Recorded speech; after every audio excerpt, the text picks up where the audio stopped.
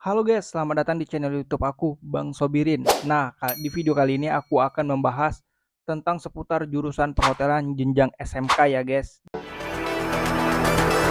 Dan apa saja mata pelajaran yang ada di jurusan perhotelan yang ada di SMK. Buat adik-adik yang baru masuk jurusan perhotelan di tahun ini aku kasih tahu ya biar agar kalian lebih tahu duluan nih apa saja jurusan mata pelajaran jurusan perhotelan jenjang SMK ya. Nah, jadi tentang jurusannya aja ya yang aku bahas. Jadi di perhotelan itu ada jurusan mata pelajarannya housekeeping, ada front office, ada food and beverage. Nah, dan juga di jurusan perhotelan itu kita di sekolah itu bukan hanya tentang perhotelan saja, kita juga belajar berbisnis dan ada juga berbahasa asing. Memang di perhotelan itu harus diwajibkan bahasa asing. Yang utama itu bahasa Inggris. Tapi tergantung sekolah ya.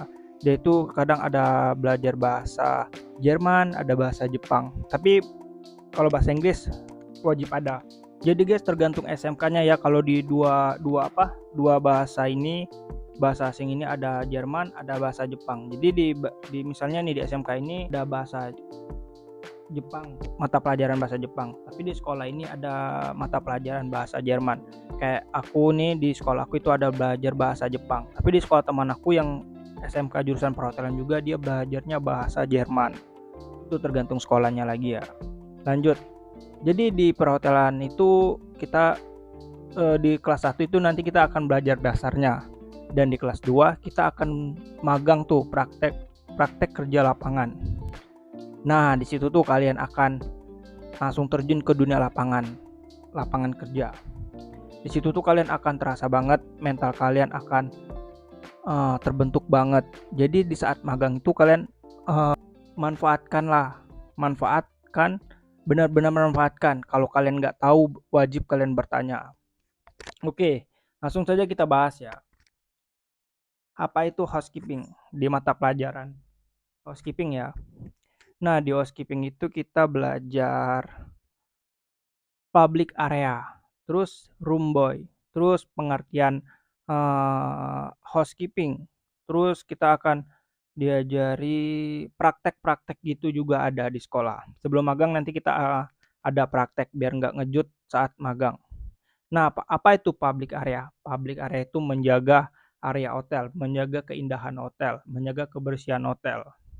Terus ada room boy. Room boy itu menata kamar hotel, bertanggung jawab kebersihan kamar, kerapian kamar, termasuk juga keindahan tadi.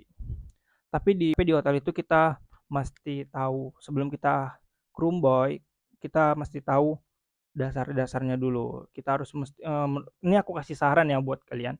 Untuk masuk ke departemen housekeeping lebih baik kalian memulai dari public area. Jangan langsung terjun ke room boy. Karena kenapa? Kalau kita nggak tahu dasar kebersihannya, nanti langsung di kamar tuh kita cuma bisa bikin bed. Tapi kalau kebersihannya kurang itu percuma.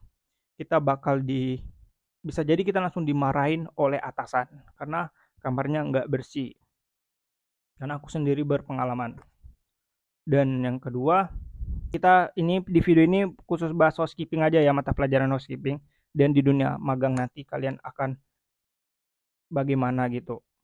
Nah, di housekeeping itu tidak hanya di room boy, tidak hanya di public area, ada juga laundry, ada juga gardener. Nah, kalau gardener ini kita biasanya itu menata tanaman, kita mengurus tanaman, setup mini garden gitu. Tapi banyak sih di housekeeping itu kita belajar, mental kita benar-benar harus siap. Mental kita harus benar-benar siap, harus kuat. Tapi di housekeeping ini peluang kerjanya sangat besar. Bahkan juga di kapal pesiar peluang kerjanya lebih besar. Jadi sih menurut aku ya guys, di saat kalian magang kalian harus minimal kalian harus bisa making bed. Minimal kalian harus di housekeeping. Minimal itu. Kalau kalian pengen bener-beneran anak perhotelan, pengen banget jadi hoteliers, kalian harus bisa di bagian housekeeping. Nah, di saat magang nih, di saat magang seandainya kalian magangnya 6 bulan, kalian jangan mau magangnya di satu departemen itu. Dan aku saranin yang tadi nih, kalian ambil di housekeeping, lalu kalian ambil di front office. Bukan berarti aku bilang housekeeping, front office. Bukan berarti food and beverage nggak penting ya, tapi lebih baiknya aku sarani kalian magang di 2 departemen ini, front office dan housekeeping. Itu aja ya. Ini aku tidak tahu terlalu banyak, tapi aku sedikit sharing departemen front office. Apa itu front office? Front office itu simpelnya aja ya. Front office itu bagian depan yang melayani tamu check in, check out. Yang disebut juga jantung hotel, pusat informasi. Jadi di front office itu ada reception, ada bellboy, ada ada public relation termasuk, ada yang sedikit aku tahu itu guys. Nah, jadi guys, di jurusan perhotelan ini guys, peluangnya emang sangat besar guys, apalagi sekarang hotel makin maju. Di mana-mana orang kalau pergi berwisata itu nginapnya di hotel. Kemana-mana orang pun nginapnya di hotel. Nah, di hotel itu tidak hanya ada kamar aja. Di hotel itu dia itu menjual makanan juga menjual. Dia juga menjual ruang meeting, ada ruang meetingnya. Jadi kalian peluang kerja di hotel itu banyak deh guys.